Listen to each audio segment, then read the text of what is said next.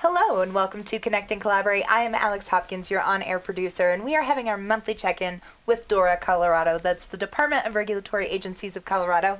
And I have right next to me here Rebecca Laurie, who's the Director of Communications for DORA. How are you doing? I'm doing great, Alex. Great to see you as always. Yes, lovely. And I love our monthly check-ins here. I really do too. Yes. Not only is it a great way to explore the department, but it's a wonderful way to explore how the areas of the department relate to all the different activities across the state. Absolutely.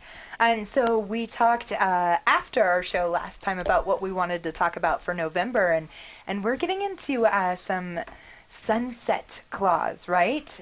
Sunrise, sunset clauses. Yes. Yeah. Yes. So many people may not realize that Colorado is a state that regularly reviews its regulatory structure, Okay. and that's done through sunrise and sunset law.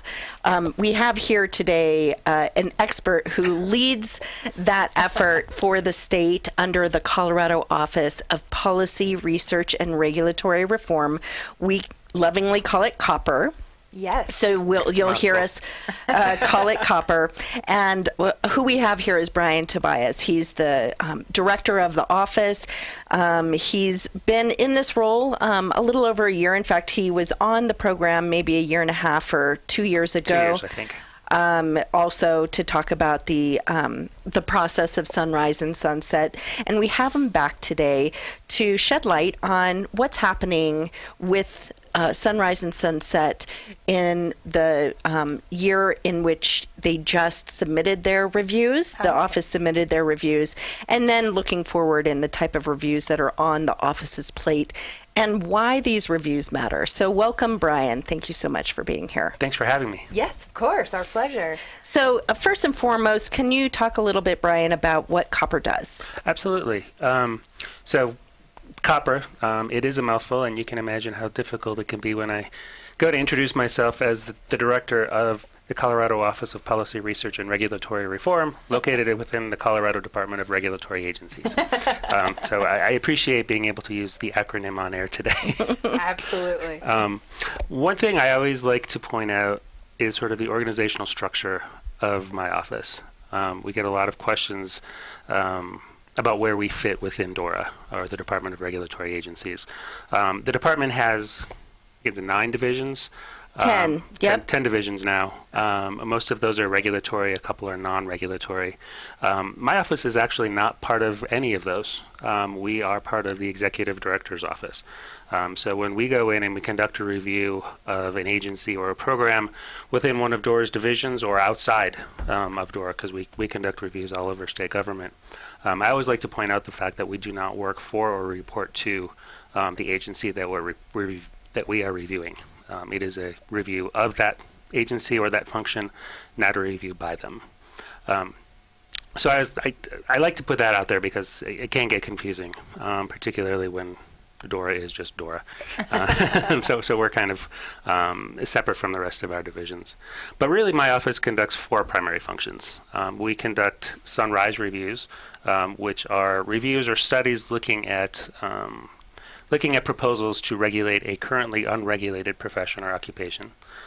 We also conduct sunset reviews. That's sort of at the opposite end of the spectrum, where we are looking at an existing government function or agency or program to determine whether it's still necessary to protect the public.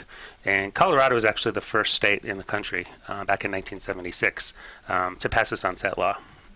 We are one of about a handful of states that actually have both a sunrise and sunset review processes. But when the sunset process was created, there was a big article in the Wall Street Journal that really hailed it as a great innovation in government and regulatory reform. And so the other types of reviews that we conduct are those of mandatory continuing education.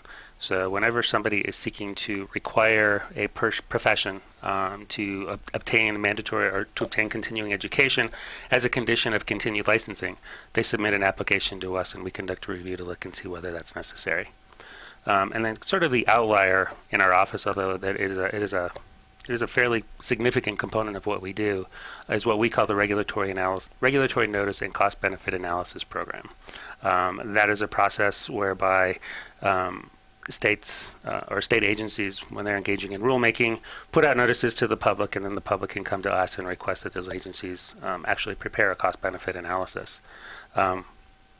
So all of these functions together have really created in Colorado, and particularly in my office, a nationally recognized effort at regulatory reform and keeping government lean. There was actually a little bit dated now, but back in 2015, the White House put out a report that, among other things, sort of ranked the states in terms of regulatory burden and how many professions or what percentage of professions need to be licensed to work in that state. In Colorado, we were in the bottom quartile. So 17% of the professions in Colorado need to be licensed in order to work. And just to kind of give you some perspective there, South Carolina was at the low end with 12%, and Iowa, surprisingly, was the high end with 33%. Wow, okay. So that's a big leap. It is. Yeah. Yes. So Colorado is, in general, when looking at other states, considered a regulatory lean state. Okay. Yeah. Yeah. So that is a very diverse portfolio, Sunrise, Sunset, cost-benefit analysis. How do you ensure that all the interested parties, all those voices are heard and considered in the types of analysis that you do? I'm glad you asked that, because citizen input is so vital to what we do and every function of what we do. Although the sunset process is scheduled by the General Assembly. The General Assembly of the legislature is the one that decides which programs we're going to look at. We don't do that. Our whole process is geared towards consumer protection and finding the right level of regulation. And so we engage in extensive stakeholder outreach during the sunset process, really trying to solicit as much diverse input as is practicable. The whole idea being the more diverse the input is at the beginning, the better the public policy is at the end. And so I never ever pass up the opportunity to let people know that they never have to wait for us to contact them to participate in any of our reviews. We are always open to receiving direct public comments. We've got a page on our website where people can submit comments anonymously. They can submit their name. They can ask to be contacted. So I always encourage folks to contact us that way. You don't have to wait for us to contact you. Sunrise reviews and mandatory continuing education reviews are actually citizen initiated. That's not something that we just decide, hey, let's look to see if this profession should be regulated. Those reviews are initiated when a citizen or member of the public submits an application to us to start the process. And then those processes as well are reliant on significant stakeholder engagement. So yeah, go ahead. Are all of the 17% of the jobs that are licensed, were those all brought about because a citizen wanted to make sure that they were licensed? No, not exactly. Okay. Because the Sunrise process started in the 1980s. Mm-hmm. Sunset started in 1976. Obviously, we've been regulating professions such as physicians for far longer than that. Right. But basically anything since the early 1980s has gone as a profession, and then that's always important to keep in mind. It's the easy distinction is to think of people. A lot of times people get caught up in new regulation has to go through Sunrise, and it only applies to professions and occupations, not, for example, in industry. Okay. Yes, so that was exactly the question I was hoping to answer, which was in terms of this idea of continuing education and submitting an application, some examples of what that looks like, what types of professions have submitted applications, whether or not it was approved. Trying to think, in the last couple of years, we had professional land surveyors submit an application. Very often, though not always, they are submitted by professional associations or the professions themselves. Okay, I like that. I'm following along quite nicely. Good. Because it can get sticky, right? Yeah. There's a lot of professions out there.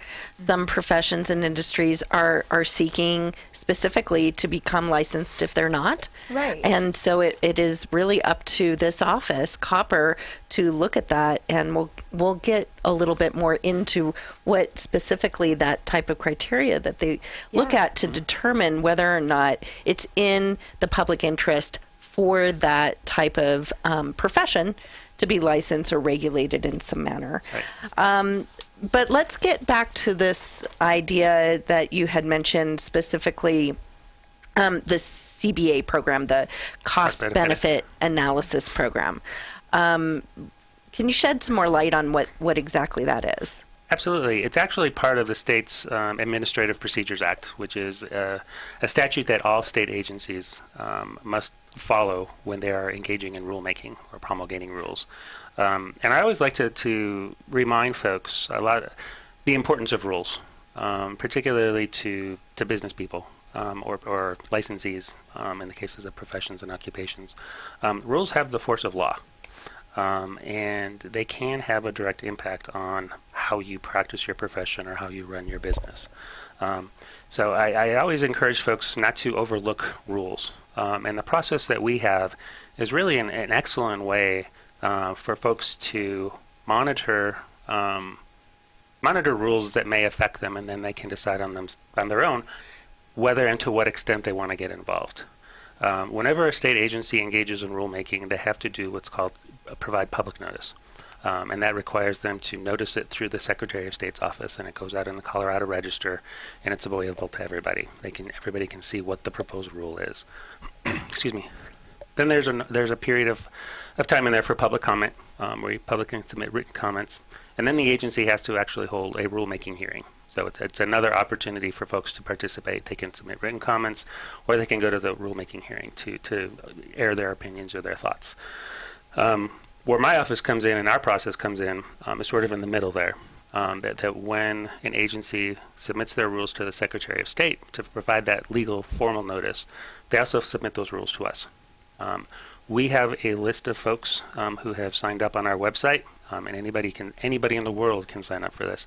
And you can select those types of rules that are of interest to you, whether it's by subject matter, by particular program or board, or a particular agency, so that when that agency submits a rule, you would receive notice from my office that, hey, this department is about to engage in rulemaking.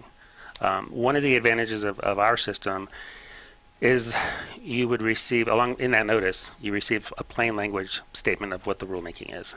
You get that right in the email, so you can decide for yourself, is this something I'm interested in or not? And it really kind of distills down what could be 1,000 pages of rules into just one little paragraph. Wow. The other advantage of our system is we require the agencies to submit to us a redlined version of the rules. So it's real easy to see what's being changed and what's being left alone. Once those notices go out, then anybody can submit a request to our office that the agency conduct a cost-benefit analysis of those rules. Importantly, my office does not conduct the CBR or does not conduct the cost-benefit analysis. It's the agency promulgating the rule that would excuse me, that would create the CBA. Okay. And from there, we sort of work between the person requesting and the agency to sort of distill down the request to make sure that the agency understands exactly what it is the requester is seeking the cost-benefit analysis on. And our presumption is that when it's requested, a cost-benefit analysis will be required unless it's exempt. And really, the exemptions are fairly narrow. If our process only applies to new or amended rules. Okay. So, like I told you, agencies have to submit those redline versions of the rules. So if we can see that the section of the rule that someone's requesting the cost-benefit analysis on hasn't changed, that it's exempt. That's not a new or amended rule. It's an existing rule. Similarly, if the rule basically replicates state or federal law, it's exempt from the CBA request because it's already the law. We're just putting it in a rule for whatever reason. Similarly, if the agency has no discretion in promulgating the rule. One example I like to give is, I think it was the electrical or the plumbing board a few years ago, had a new statutory directive to promulgate rules requiring 24 hours of continuing education. I could be wrong on the 24, but it was a specific number of hours. Now, the agency had discretion in determining what kinds of topics would have to be covered in those 24 hours, but they had no discretion on the 24 hours. Okay. But we received a cost-benefit analysis challenging that 24 hours was too much. So in that case, the agency didn't have discretion. They had to do the 24 hours.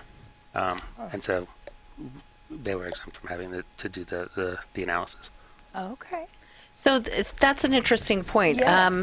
When a cost benefit analysis is done, ultimately then what does that look like? How is it factored into the overall process? Mm-hmm.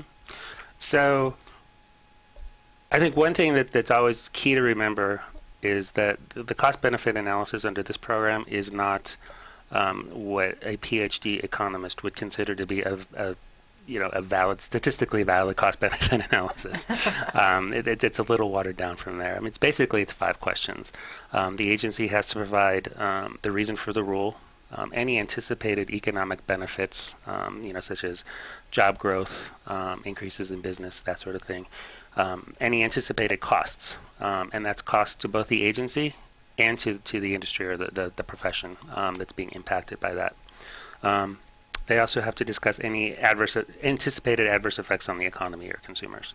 And then finally, they have to address at least 2 different alternatives to the rule that they've promulgated and sort of the costs and benefits associated with those alternatives. Unfortunately, once we require the cost-benefit analysis and it's submitted to us, we're kind of out of the picture. So I don't know, unfortunately, I don't know the extent to which, or specific examples of where those CBAs have had an impact. But we did do a survey, or conducted a survey a few years ago, back in, actually just last year, 2017, where we surveyed our sister agencies, the agencies who submit rules to us, and just asked, how often has conducting a cost-benefit analysis resulted in a change in the rule? And we were really surprised. It was 45%. 45% of the respondents said that the CBA process had changed their rules. Wow. And in fact, I've spoken with a couple of people who are involved in the actual drafting of the rules, and they have admitted that having that process in the back of their mind and having gone through the CBA process at least once has impacted the way in which they draft rules. So it's having a proactive effect as well. That's awesome. Yeah. Yeah. I've been honored to, serve at DORA for nearly 5 years, and it never ceases to fail that I learn something new. I didn't know that statistic, and that is really a powerful thing that by request you can ask essentially your government to say, look, is there a cost benefit to this rule that you're proposing? Because if there's not, then perhaps there's another direction that needs to be taken with this rule under the structure of the law. You're absolutely right, and it can be frustrating sometimes when we in government hear from the public that the government doesn't listen. And I think here's an excellent example of where the government has created a process to encourage public participation. And so we try to make the public aware of that, as much as we possibly can, and really, again, drive home the fact that just because it's a rule, don't underestimate the impact it could have on you. Absolutely. Well, and I feel like a lot of people do think that the government doesn't work for them, but they also don't participate either, right? Mm-hmm. You have to step up your game and participate and let the government know where you stand and what you need from them. Do you? It seems like you get a lot of people that respond very well to this. What's your secret sauce there for getting people to respond to you? I don't know that we have a secret sauce. I do know, we have only about 2,000 people who are registered to receive our regulatory notices. That is a number that continues to go up every month, increases by about 20 or 30 people every month, so that's positive. That's impressive, yeah. And so one of the efforts that we have now is, for the last couple of years, is to really get out the word and build up that base. I think for business people and professionals, it can often be very tedious to sit there and look at the Colorado Register twice a month to see if there's possibly anything in there that could be of interest to me.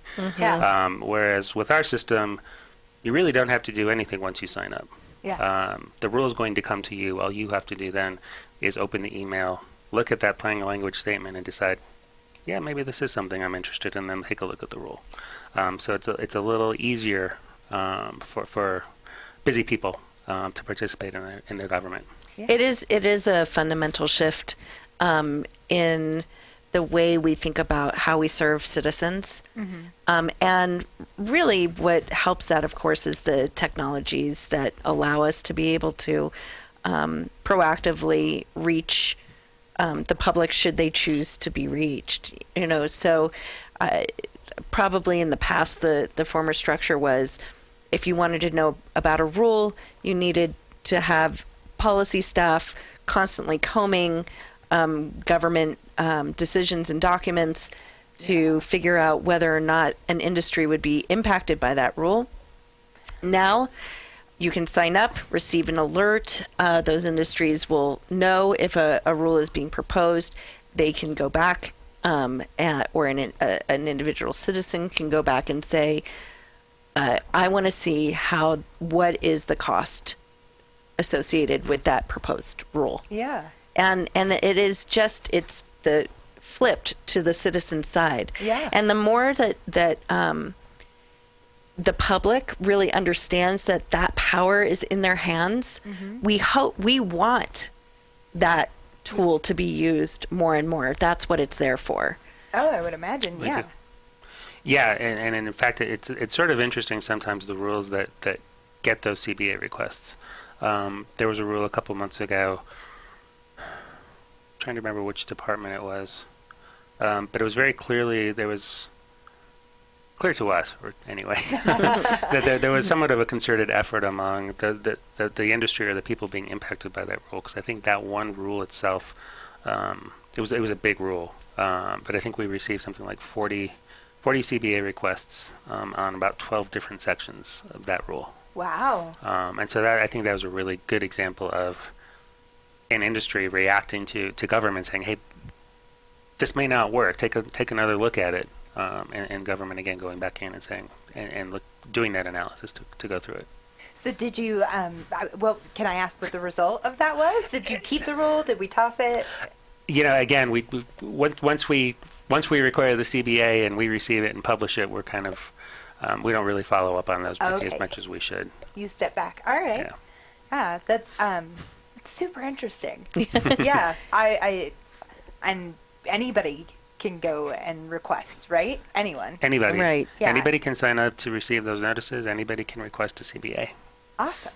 So, and that's why I think when you were asking earlier about, coming on every month, why we consider it so important to come on every month, because it helps to demystify these types of government processes that often on the front end, the perception is it's not accessible.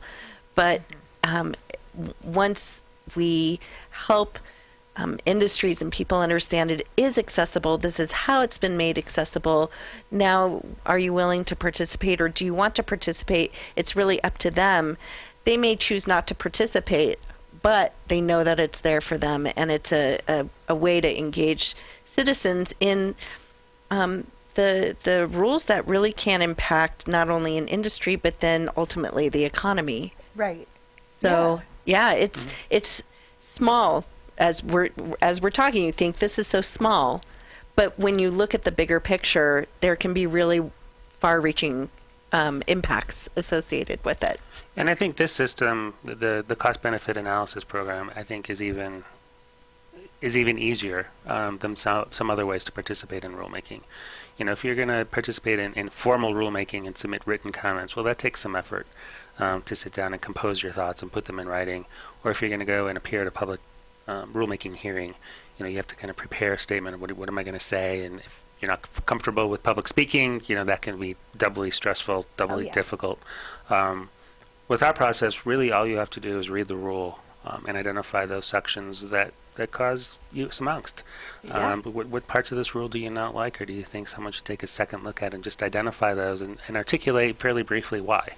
And that's really all you as a requester need to do. Yeah. So it's not difficult, and it's very responsive. Yeah, and it's a super easy process, it sounds like, to get at least to you, right, and get that CBA in. We're going to take a quick break here on Connect and Collaborate, so stay with us. We'll be right back. Be sure to like and subscribe our YouTube page while you're here. Check out coprt.com/radio-podcast for this show and more. Just look up DORA Colorado and you can find all of the past shows. We'll be right back. Stay with us.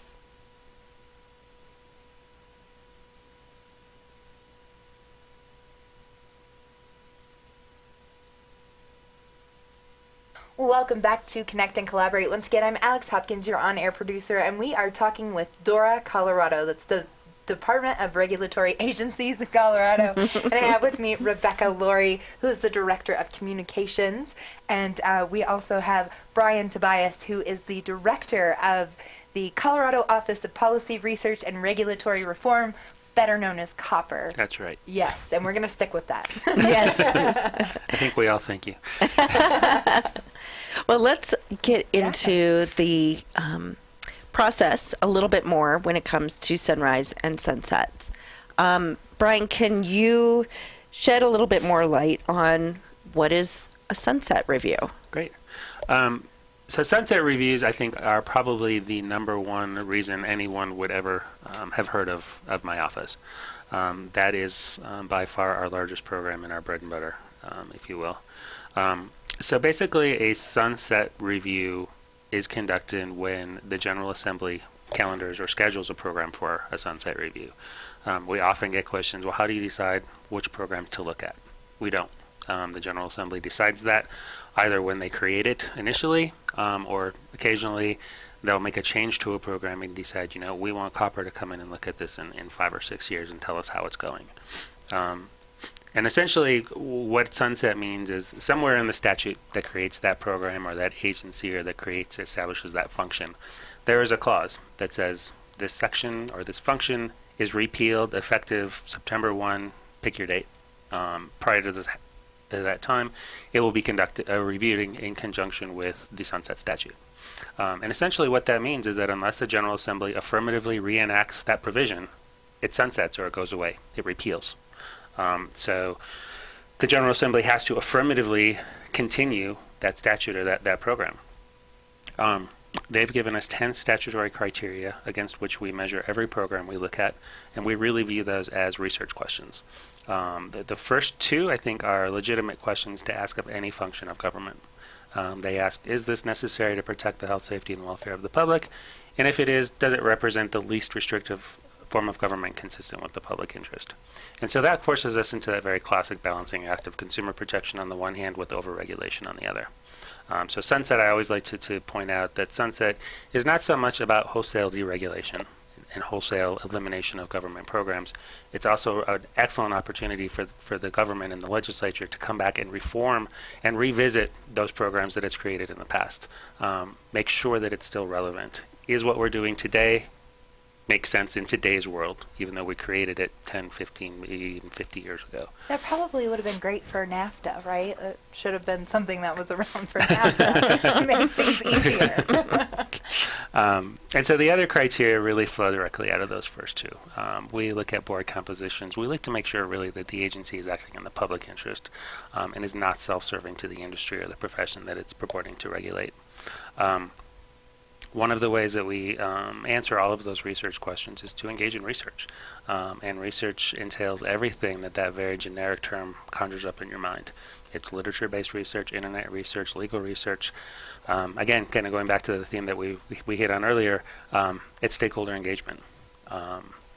These programs, our criteria are geared towards looking at, is this necessary to protect the public? So we want to talk to the public. Is this regulation the least restrictive form consistent with the public interest? We need to talk to the people who are working in this industry or in this profession to find out, is this necessary? Is this necessary? Is there a less restrictive way to do it? And so again, I said it before, I'll say it again, no one ever has to wait for us to contact them to participate in a sunset review. There's a whole world of people out there who know what they have thoughts and opinions on. They know who they are, and we don't. Right. So we make our best efforts to hit as many as we can, but nobody ever has to wait for us to contact you. All of our sunset reports come out on October 15th every year. That is a hard statutory deadline. Each of those reports will recommend to either continue or to sunset a program. If we recommend continuation, we can recommend that the General Assembly continue that program anywhere between 1 and 15 years. We can also make additional recommendations as to how we think they ought to change the statute based on the research that we've conducted. All of those recommendations are then put into the form of a bill that we present to the General Assembly when they convene for that year's session. So the reports that we just published this past October, we'll be presenting those to the General Assembly during the 2019 legislative session. And again, then it's up to the General Assembly to act on those recommendations. And I should note that all the reports, plus all the past reports, the archived reports, are available on COPRRR's website. Oh, cool. You can get there through the Department of Regulatory Agency's website, or you can go directly to the COPRRR website, and we'll give the information at the end of the program. Right. And I should say that during the legislative process is another opportunity for the public to participate in government. We've got the review process where the public can directly impact and directly interact with us as we're conducting our research and formulating those recommendations. Once those recommendations are made and they're put into the form of a draft bill and we're in the General Assembly, the legislature itself holds hearings where the public can come and testify. So sunset reviews are also very, very open to public input and public participation. So what are some of the reviews that you released just this past October? So we had a couple fairly major ones this year. Yeah. There was one review, it's actually two reviews that we did in one report, but we looked at the Colorado Retail Marijuana Code and the Medical Marijuana Code. Okay.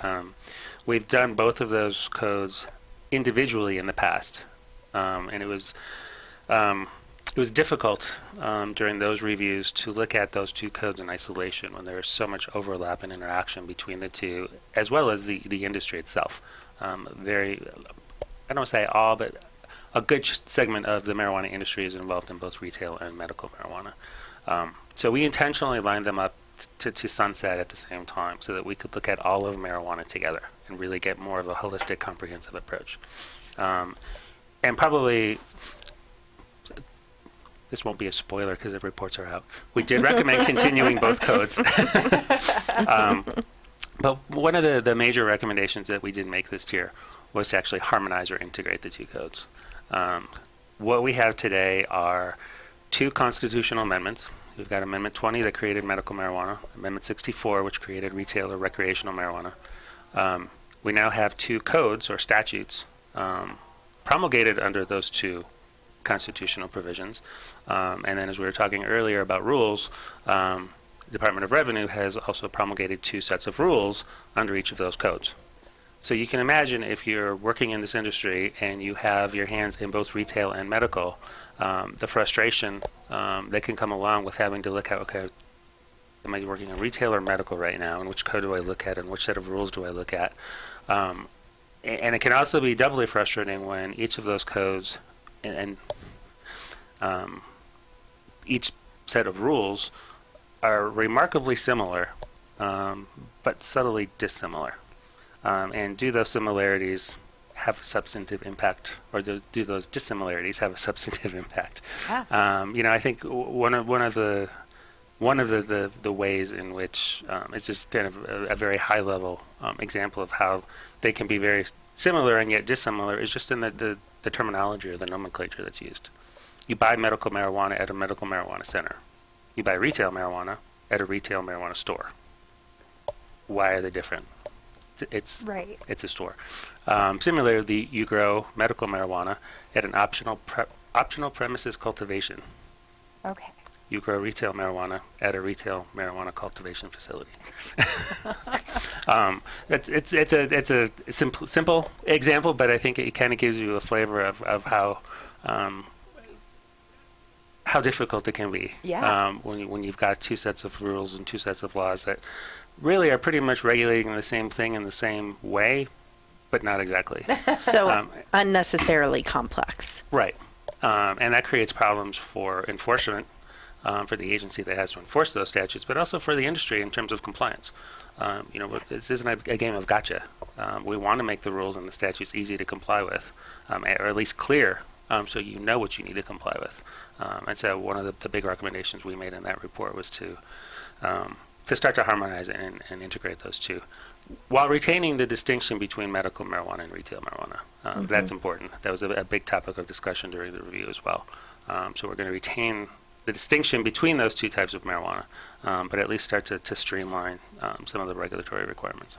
And then to be clear, now that report is out or that review is out, the legislature is reviewing the report, and then they will set a date for hearing. Is that correct? Correct. Okay. What about anything else that was of note this past year in terms of reviews? Sure. So the other one of the other big reviews we did this year was of the Public Utilities Commission. Now, most of us, when we think of the Public Utilities Commission, I will try not to use PUC. Which I should note is also under DORA. Yes. We think of utilities, the power company, the gas company, the water company, the phone company. The Public Utilities Commission's jurisdiction is vast. They also regulate, they have an entire transportation section, which regulates taxi cabs, luxury limousines, charter transport carriers, and so forth. They also regulate non-consensual towing. So this is, if you've ever gone to a parking lot, and you've seen the sign up in the parking lot that says John's Towing or whatever it is, and it's got a phone number and says violators will be towed at owner's expense. That's a non-consensual tow. Okay. So you go to the show at the Fillmore and you park in the Wendy's. Don't do it. They don't like that. No. No, they really don't. And so importantly, I do want to draw the distinction that we're not talking about when law enforcement tows a vehicle without your consent. Right. This is on private property. And so what very often happens is the property owners or the managers of those parking lots will have a contract with the towing company, so that the towing company has basically, we call it agency, where the towing company can patrol those properties, and if someone is found to be in violation, they'll tow the vehicle, and then the vehicle owner comes out and says, "Oh my gosh, my car's been stolen," only to find out later that no, it was towed and it's impounded, and you've got to pay X amount of dollars now to get it back. I feel like they lurk. I'm telling you. Well, most of them don't. As with most regulation, we regulate for the 10% that need to be regulated. I'm not saying it's 10% in this case, but most towing companies, operate within the letter and the spirit of the law. Some of them we found do engage in what we've termed predatory towing. Yeah. Where it could be a slight infraction. Maybe you park just over a line, and you get your car towed. Now that's respectable, actually. I'm just kidding. So what we recommended in this report, we're trying to address that issue. Yeah. Recognizing the fact that, as a private property owner, if someone's parking on my property and I don't want them there, I should have the right to have them towed. Yeah. But what we've recommended is greater involvement by the property owner or the manager in making the determination as to whether a vehicle should be towed. Putting some new language on those signs that say John's Towing. I hope there's not a real John's Towing out there. I'm just using that as an example. That has the contact information for the Public Utilities Commission, so that if you think your vehicle was towed inappropriately, now you know where to go to complain. Similarly, when you go to pick up the vehicle, the towing company will have to give you information that the Public Utilities Commission regulates me, and here's how you could file a complaint. And part of the problem here was, it was roughly a 3.5-year period, I think, between January of 2015 and April of 2018. The Public Utilities Commission Transportation Section had about 1,100 contacts regarding non-consensual tows. And that's about 62% of all the contacts the Transportation Section had over that time period. Wow. So it is a big problem. Yeah. And so this is one way, again, it's not wholesale deregulation by any means, but it's a way in which we're reforming or seeking to reform the laws to reflect today's world, and protect consumers without unnecessarily restricting, a private property owner's ability to have a vehicle removed or tow truck company to operate. Awesome. Yeah. So once that goes before the legislature, they'll either take your recommendations or perhaps they won't. Can you give an example of when you did submit a review in which the legislature decided, no, we're going to go ahead and continue with the way things are? Sure. It's interesting. The last time I was on the program, we had just released a report of the Colorado Motor Vehicle Dealer Board. And within those statutes, we recommended continuing that program. But again, this is a good example of where sunset is less about wholesale deregulation, but also has regulatory reform aspects. Rather than, we did not recommend repealing or sunsetting the board itself, but within its statutes is a provision that actually prohibits car dealers from selling cars on Sunday. It's a blue law. We could find no legitimate public protection reason why the government should prohibit private industry from working on a particular day of the week. So we recommended repealing that provision, but the General Assembly disagreed, and you still cannot buy a car on Sunday. Interesting. From a Colorado car dealer. Yeah. How about the reviews you're working on now that you've submitted the ones that will be reviewed this legislative session? What's on your plate now for the next year? Sure. So, and I should note that they have a small but mighty team. 7 people, I think. Right? In government speak, we are 5.5. But okay. that half person is a half-time employee. So we're actually 6 people. Oh, wow. But yeah, so this year we've got 21 reviews that we're working on. I actually just handed out assignments. I think it was beginning of last week. But some of the larger reports we have coming up, or reviews coming up for this next year, are the Colorado Sex Offender Management Board, which is out at the Department of Public Safety, the Homeowners Association Information and Resource Center, which is in the Division of Real Estate within DORA. We're also looking at the Justice Reinvestment Crime Prevention Initiative. And I think, again, I don't know too much about any of these programs because we're just starting them. But that one I think sounds interesting. I think that it's one of, and it's an initiative to reduce criminal recidivism and to facilitate community reintegration. So that one should be interesting. We're also working on all of the mental health boards. I think there are 6 now. So there's I'm not going to name them because I'm sure to forget one, and then someone will be upset with me. But all of the mental health boards. So those are the boards that regulate licensed mental health professionals. So that's a big one, and there's some overlap between the Sex Offender Management Board and the mental health boards as well, because sex offender treatment providers are licensed mental health professionals. So those are some of the larger ones that we're working on this year. Like I said, I think we're working on 21. So, if your listeners want to take a look at our website to find out what reviews we have in progress, they're listed there very clearly. And again, there's that website or that page on our website where people can submit comments anonymously or identify themselves. So you take an entire year to do all of these reviews. And do you typically have around 20? Because this year was 22, next year you're looking at 21. That's a pretty big. Those are pretty big years. Those are big lists. Okay, because that feels like a lot. It is. And then some are so large, like Public Right. Utilities Right. Commission. Oh, yeah. It's an entire regulatory agency Right. that's under review versus just a slice. Right, and they all vary in complexity. And that's not even counting the Sunrise reviews. Again, that application deadline isn't until December 1. So we don't know how many Sunrise reviews we may have to be working on this coming year as well. Phew. That's a lot of work for 5.5 people. 5.5. So can you talk a little bit about Sunrise and mandatory continuing education? We addressed this in the beginning a little bit, but can you shed a little more light on that? Sure. So again, both of them are citizen-driven or citizen-initiated. So anyone in the public can submit a Sunrise application or a mandatory continuing education proposal, and we'll conduct the review. So again, if you've ever thought, someone really needs to regulate this profession, this is an excellent opportunity for you to go about doing that. The application is online. Both of the applications are online. The Sunrise application is a little detailed, but the reviews are detailed. Again, these are year-long projects. We're looking to see how is the public being harmed in a Sunrise review. So we're looking to see how is the public being harmed, kind of the idea being if the public isn't being harmed, why should the state or the government step in and intervene? And so we really press Sunrise applicants to present us with those specific examples of harm. And harm looks different. I mean, it looks different across professions.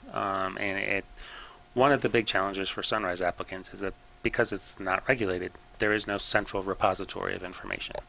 Sure, they haven't been spending years collecting the data to track the harm. It might not be fact-based, it might be anecdotally based. Absolutely. And I think I kind of describe it as a continuum or spectrum of harm, with kind of the most persuasive examples of harm being this is happening in Colorado today, and here is example, boom, boom, boom, boom, boom, boom, boom. We've got those concrete examples. Okay. At the other end of the spectrum is, well, nothing's happening anywhere, but it could. Right. In between there is this whole spectrum of possibilities. Yeah. And so we acknowledge the fact that there is a big spectrum. We really encourage Sunrise applicants to aim high and look for those specific examples. Because at the end of the day, in a Sunrise review, we're recommending either yes, regulate, or no, don't. If we recommend regulation, we may, though we're not required to recommend what we think that regulation ought to look like. And we will tailor that to what we found in terms of harm. So that when we do go about creating a new regulatory program, it's not just this massive regulatory structure, but it's tailored to the harm that we've identified that the public needs protection from. So it's regulation, but specific. Can you give an example of a Sunrise review that you conducted? Well, this past year we conducted 4. We did a Sunrise review of manufactured housing community owners and operators. Mm-hmm.